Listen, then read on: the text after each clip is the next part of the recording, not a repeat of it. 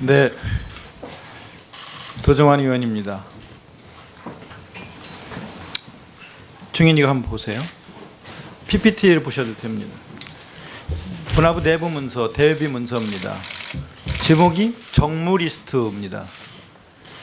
그리고 중요라고 되어 있습니다. 중요. 그리고 2015년 4월 13일 현재라고 되어 있습니다. 2015년 4월 13일에는 정무수석이셨죠?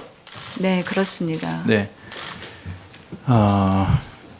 그리고 이렇게 작가들 명단, 이상국, 송진권 이렇게 다 시인들이에요. 시골에 사는 시인들이 속초에 살고 옥천에 살고 그러는 시골에 묻혀 사는 시인들 명단이 쭉 있습니다. 이 리스트도 본 적이 없으시죠? 저는 없습니다. 네, 그렇게 말씀하실 줄 알았어요. 근데 정무 리스트 그러면 정무수석실에서 작성했으니까 정무 리스트라고 하지 않았을까요? 저도 왜 저렇게 명명이 됐는지는 사실은 의원님 저는 아는 바가 없습니다. 청와대에서 국정원의 자료를 받아가지고 만들어서 정무수석실을 통해서 문화부로 내려보낸 건 아닐까요? 저는 의원님 거기에 대해서 아는 바가 전혀 없습니다. 근데 저 정무 리스트에 있는 리스트가 그대로 또 이렇게 저기 보셔도 됩니다. 저렇게 똑같이 자세히 이제 또 작성이 됩니다. 문화부에서 저 사람들을 배제해야 되는 이유 하나하나 자세히 민주노동당을 지지한 사람이다. 또는 뭐 문재인 지지했다. 안철수 캠프에 들어가 있다. 뭐 등등 쭉 자세하게 배제해야 되는 이유를 비고란에 저렇게 명시한 문건이 다시 또 이렇게 쭉 만들어집니다. 그런데도 이렇게 이 문건 존재 자체를 모르신다는 거죠. 모르신다는 거죠? 예, 저는 뭐 본 적이 없습니다. 네. 이렇게 자세하게 문건이 만들어진 것도 본 적이 없으시다는 거죠. 정무 리스트에서 만들어진 문건은. 예, 저는 저 두 문서를 전혀 본 적이 없습니다. 네.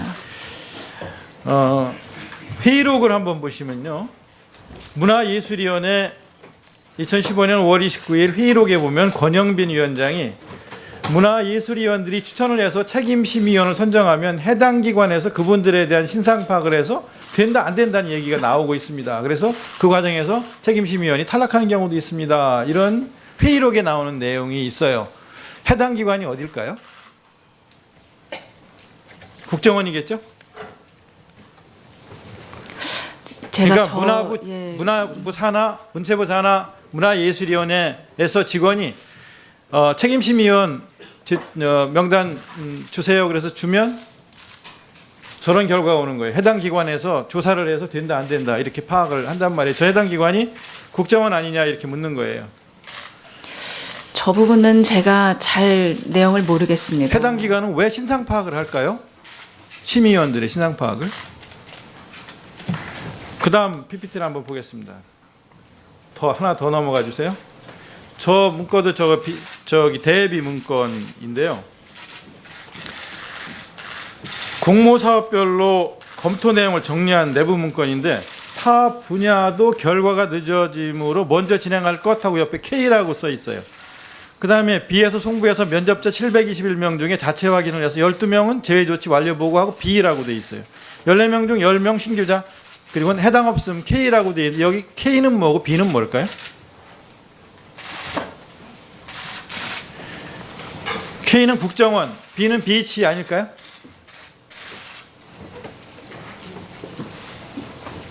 본 적 없어요?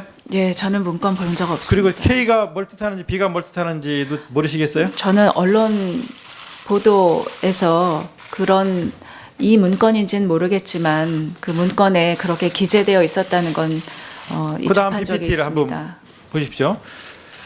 해외 홍보원 전시작가 2명을 의뢰해요. 그러면 K가 이상 없음이라고 답변을 해서 이렇게 저렇게 확인해 주면 기록을 해서 정리를 합니다. 그리고 국제문학과에서 문화부 국제문학과에서 전시사업 관련해 5명을 의뢰를 해요. 그러면 K에서 2명은 제외하고 나머지 3명은 진행하고 있다 이렇게 답변을 해줘요. K에서 국정원에서 문화부가 조사를 의뢰하고 국정원이 확인을 해주고 그런단 말이에요. 그 다음 PPT 보여주세요. 다시 한번 맨 밑에 보면 고선웅이라고 돼 있어요. 연출가 고선웅. 근데 거기 보면 KB 동의 1차관 이렇게 돼 있어요. 1차관이 이 고선웅이라는 사람이 블랙리스트에 들어가 있는데 푸르른 날에라는 5.18 관련 연극을 연출하는 바람에 블랙리스트가 됐어요. 그런데 이 사람이 만든 다른 작품 조씨 고아라는 작품을 가보니까 너무 좋은 거예요. 물론 푸르른 날에도 정말 훌륭한 작품이더라고요. 보니까 잘 만드는, 잘 연출력이 너무너무 뛰어난 작품인데 조씨 고아라는 작품을 보다 너무 훌륭하니까 직원한테 야 이런 작품을 전국에 이렇게 공연할 수 있도록 하자 그랬더니 직원이 블랙리스트에 들어있는데요? 라고 말을 해요. 깜짝 놀라서 B에다 전화를 합니다. BH에 전화를 해서 비서관한테 이 사람 좀 빼주라 이렇게 얘기를 해요. 작품이 너무 좋다. 그러니까 그렇습니까? 그럼 차관님 의견대로 하시죠. 그래 다시 국정원 IO한테 K에 전화를 해요. 이 사람 작품이 너무 좋은데 블랙리스트 빼주면 안 되겠습니까? 아 그러세요? 차관님 그렇게 말씀하시면 빼드리죠. 이래서 양해를 하는 거예요. 양해를 하고 난 뒤에 이제 블랙리스트 빠졌어요. 원래는 장안 어머니상에서 제외를 했어요. 이 예술가의 장안 어머니상이라고 아시죠? 장관님. 예술가의 장안 어머니상이라는 걸 매년 수상하잖아요.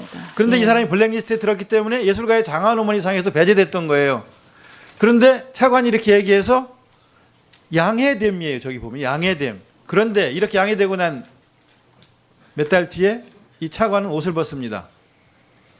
그리고 이 자리에 정무수석실에 있던 블랙리스트를 담당하는 비서관이 차관으로 내려옵니다.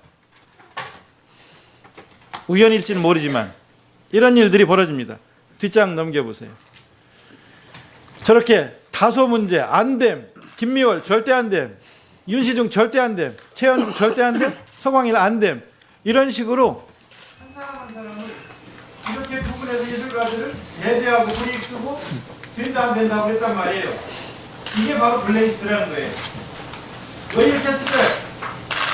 왜 이렇게 해서 10,000명 가까운 사람 예술인들을 이렇게 배제하고 불이익을 주는 그런 문화 공안 통치를 했을까요? 생각해보세요.